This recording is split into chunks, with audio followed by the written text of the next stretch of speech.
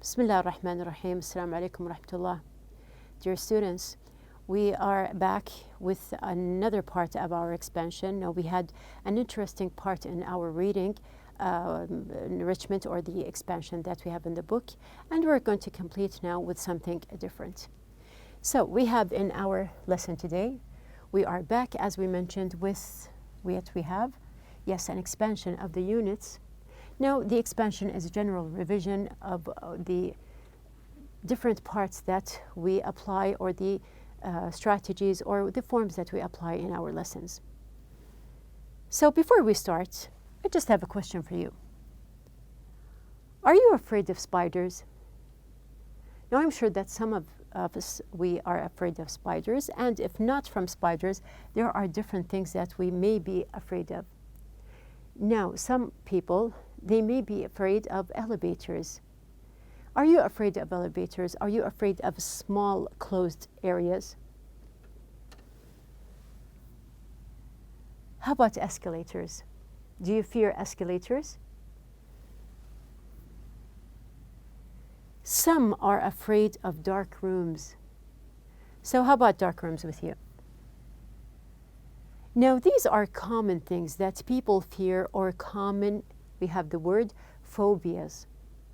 Now, phobia is a word that we are going to focus on here. So what is a phobia? As we mentioned here, the word fear, so we're going to say that it is the fear of something in general. Now, people have different, or may have different phobias of different things. Now, you can see something that is silly, or something that you are not afraid of, and another person sees it quite scary or fearsome. Now, let's read here together. Now, people all over the world have phobias. Some phobias are more prevalent in certain cultures, and some phobias are culture specific, but all cultures have them. So phobias is something normal. A lot of people have them. We have here an interesting word which is prevalent. We're going to learn what does it mean. Now, we are going to see a fact here. Did you know that there are many kinds of phobia? Now, how many do you actually know? We have here that each kind has a different term. This is more interesting, actually. So, yes, we may know that there are different types of phobia, but the different terms, are you aware of the terms that are used? So there are different terms that we can see here. Now, did you know that the term for a fear of spiders, now we have here arachnophobia, and we have here the term for fear of enclosed spaces, we have here claustrophobia. Do you know the term for fear of heights? Now, this is a different type of phobia here, as you can see, and we have here acrophobia. Now, here, these are 10 of the most common phobias that are all around of us. You can see that people are different, or actually scared of different things. Now, this is something that is not generally, or we cannot say that all people are scared of, but a lot of people do. Now, here in our reading, which is going to be on pages 130 and 131, actually at the very end of our paragraph that we are going to pass by, there's something that I just want you to put in mind. Now, the paragraph here ends with a Japanese proverb. The Japanese proverb, fear is only as deep as the imagination allows. So let's just read it again. We have here, fear is only as deep as the imagination allows. Just think about the meaning here. What did you understand? Now, we are going to just focus on it. At the very end of the paragraph, you are going to just revise what you had in mind. Now, you are going to open your books on pages number 130 and 131. Our title that we are going to pass by here is Phobias, Nothing to Fear. So we have actually an interesting topic that we are going to read about. Our objectives are, number one, to apply different comprehension strategies. Number 2, scan for information and words. Number 3, to answer questions. Now, before we start the reading, we have on page number 130, there are 2 questions before the reading. The first one, what are you afraid of? So if you do actually have any type of phobia, this is a time just to read about other experiences and to learn more about the matter. We have in question number 2, how does your body respond when you feel fear? So this is an interesting question. If you do have any type of phobia or you are scared from something, what do you feel when you see this thing in front of you? How does your body react? This is something also we are going to read about. So we are going to pass by the paragraph as we mentioned, but before, I want you just to look at the words that we have here and the exercise that we have at the end of the passage. We are going to just pass by the words. You're going to see what we have here, the meanings, and then at the very end, we will do our exercise. So we have here, write each word next to its antonym. Now the antonym here, just to remind you, is a word that has the opposite meaning of another word. Now the words that we have here elevate, confined, devastating, distress, and irrational. These are the words. We are going to match them with the meanings that we have here. Number 1, improving. Number 2, intensify. Number 3, comfort. Number 4, released. And number 5, logical. So don't forget, we want the antonym or the opposite. We are not matching the same meaning, but we are going to pass by the words that we have in the yellow box in our passage. So just underline them. We are going to discuss them together, and you are going to write the meanings so we can match the opposites at the very end. Moving on. Now we have 5 questions, the comprehension questions that are at the very end. Also, we are going to answer these questions throughout the discussion. Now we're going to start. We have our paragraph. Now you can see that I colored the paragraph, so you can see how many paragraphs that we have here. And there are, of course, you know that in each paragraph, we are going to talk about something different. So we have 1, 2, 3, 4, 5. And in the other page, page number 131, we have here also 3 other paragraphs. And don't forget that the last paragraph, or the last part, the closing part, is the Japanese proverb that I mentioned. At the very end, we have the after reading. Now, the after reading and the discussion. Of course, the after reading is the exercises that I mentioned before.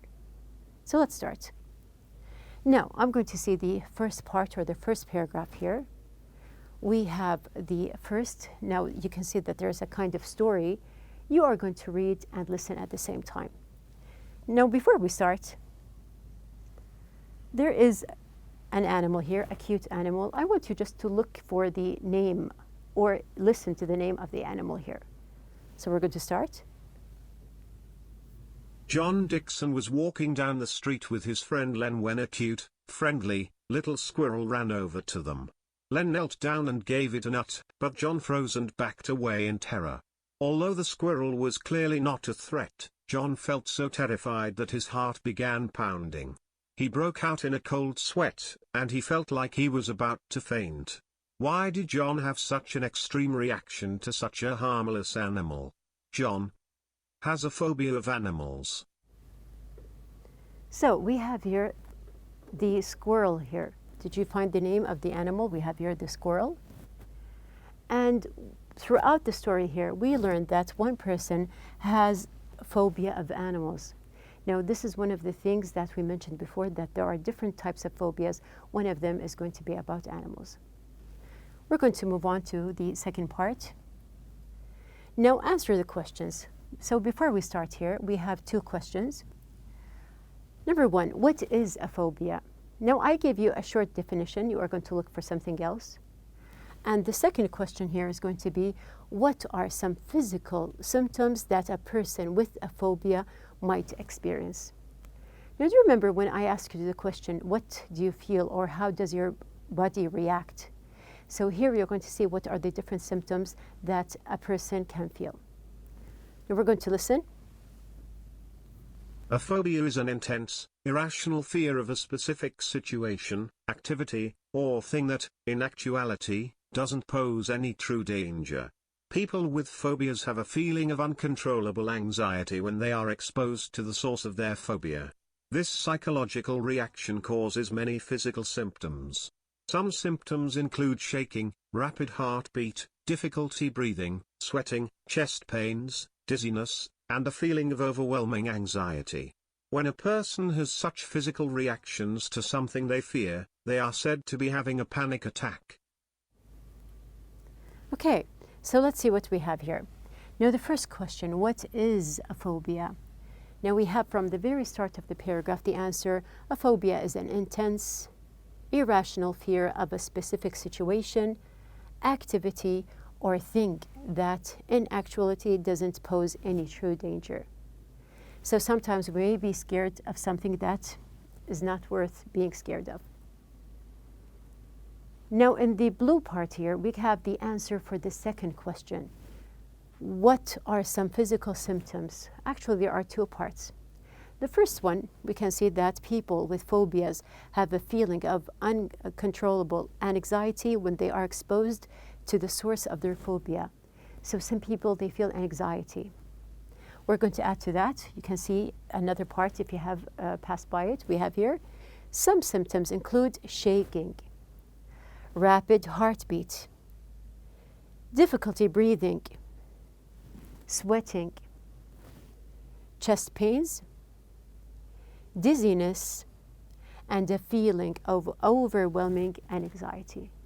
Now, all of these symptoms are normal for people who have phobia. We have the word irrational. Now, irrational is mentioned in the yellow box that I showed you before. Now, when we say that a phobia is an intense, irrational fear, now do you think that some things, do they really contain any kind of danger, as we can see here, or pose any true danger, as they mentioned in the book? So it is irrational, we have here. Now, irrational here, when you are scared of something not based on reason or clear thinking, not reasonable. So we have here, this is the meaning of irrational. You can just put it or just write a note here to match at the very end.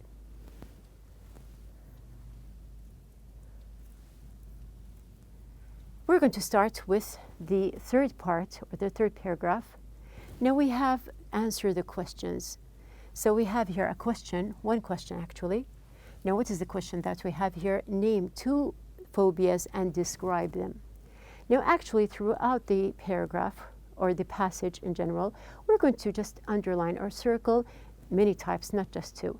But here in this part, you are going to circle two types. So we're going to start.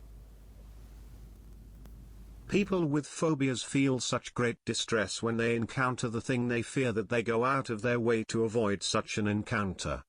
People with phobias often know that their fears are irrational, but feel completely unable to control their fears. Sometimes a phobia has only a minimal impact on a sufferer's life.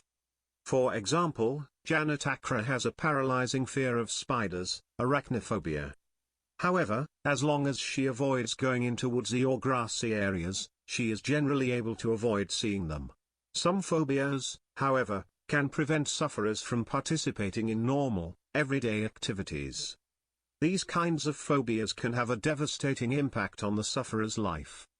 For example, after being in a car accident, George Ramirez developed ocophobia, a fear of riding in vehicles. After that, the only way George could get from one place to another was to walk. And, since his college was 20 miles, 32 kilometers, away too far to walk, George dropped out. Here there is an interesting story. So we're going to start and see what are the two names or the two phobias that are mentioned. So here we have the first name, arachnophobia.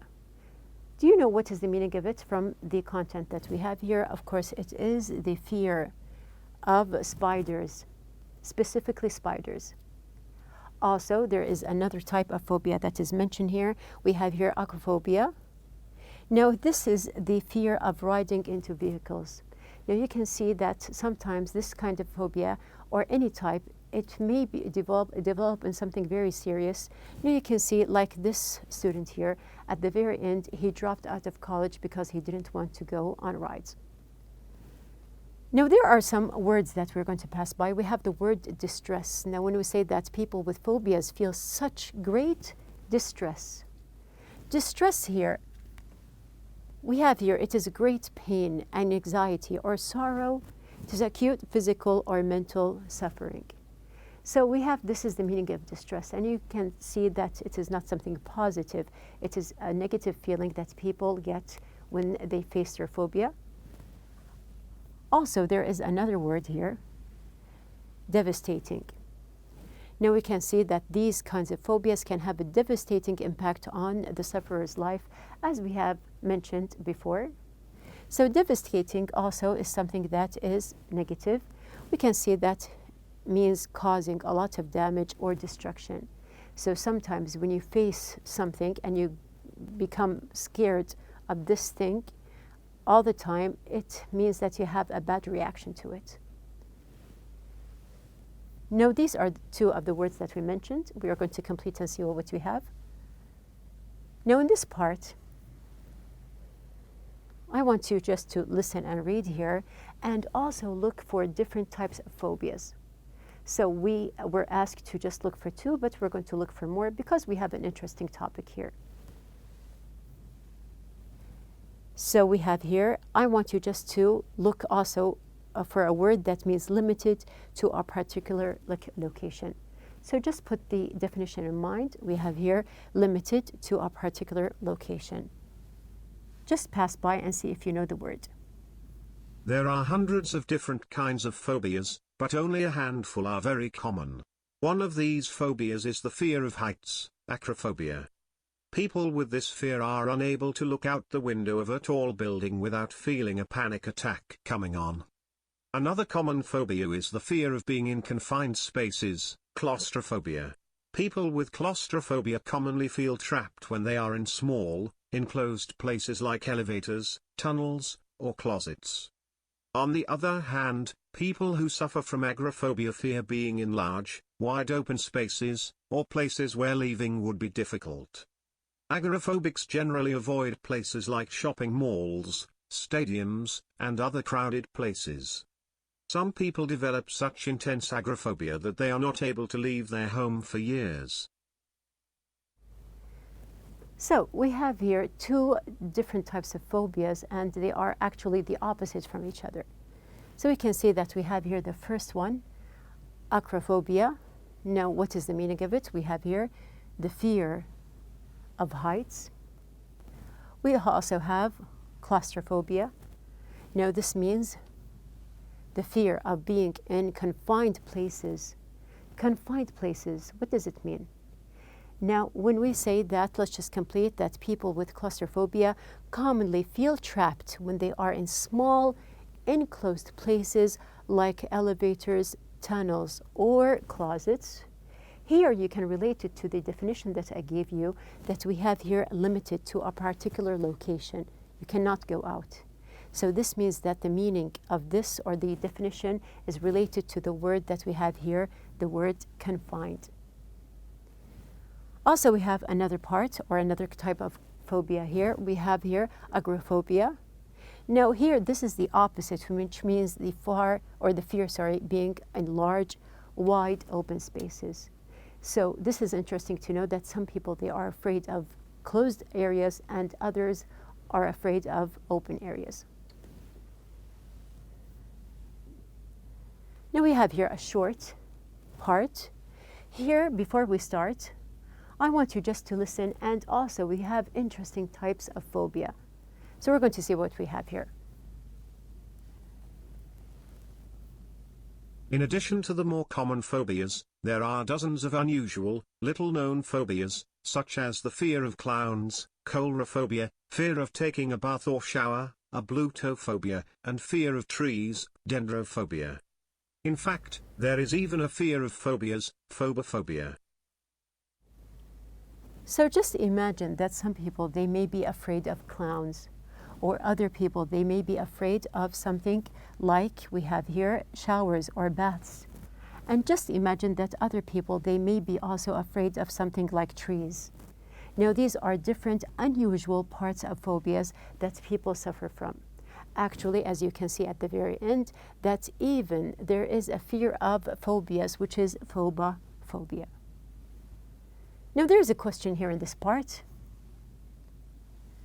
Our question is number 4, why do people develop phobias? So what is the reason? There has to be something that caused this type of phobia. So we're going to see what we have here. We're going to listen. Although no one knows for sure how phobias develop, some researchers believe that phobias are passed from parents to children in one of two ways, either by inheriting the gene for a phobia, or by observing a parent's phobic reaction to something and learning to react in the same way. Another possibility is that phobias are a reaction to something frightening a person may have previously experienced. For example, John Dixon could have developed his fear of animals, zoophobia, when, as a child, he saw an animal bite another child. So in this part, it is very clear the question, why do people develop phobias? Now here I'm going to give you a hint before we start. There are actually 2 reasons. So we're going to see what we have here. The first thing, either by inheriting the gene for phobia or by observing a parent's phobic reaction to something and learning to react in the same way. So this is interesting to know that I may develop phobia just by seeing my parent or someone close to me having this kind of fear. Now, another thing just to put in mind, that another possibility is that phobias are a reaction to something frightening a person may have previously experienced. So yes, some people, when they have a bad experience, this is the time when their phobia develops. Now we have the different type of phobia here. Now we have here zoophobia, which means the fear of animals. So you can see that there are lots of types that are mentioned. Now we have also in this part answer the questions. Also we have the 5th and last question. We're going to look for the answer. Now our question is, explain some of the treatments available to people and phobias. So we discussed the idea of phobias, but do people have the chance to get cured from these phobias? Now this is what we're going to listen to. However, there are treatments that can help people with phobias. While some people take medication to alleviate their phobias, many others go to counseling where they learn techniques to overcome their phobias permanently.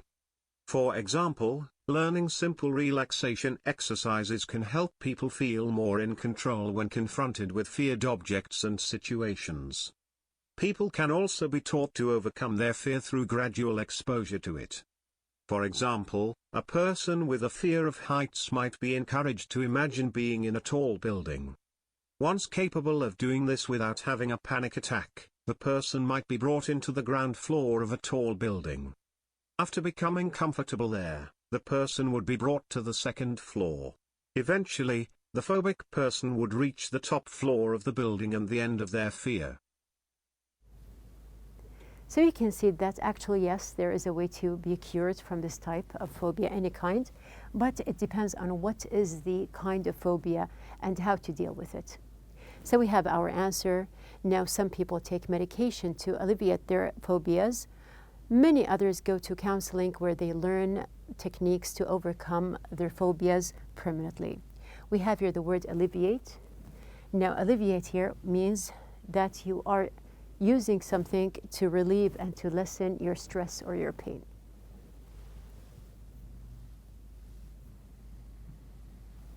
We have the last part that I mentioned. We have here there is a Japanese proverb. So let's just listen here. There is a Japanese proverb that says, "Fear is only as deep as the imagination allows." People who have learned to overcome phobias understand how true this is.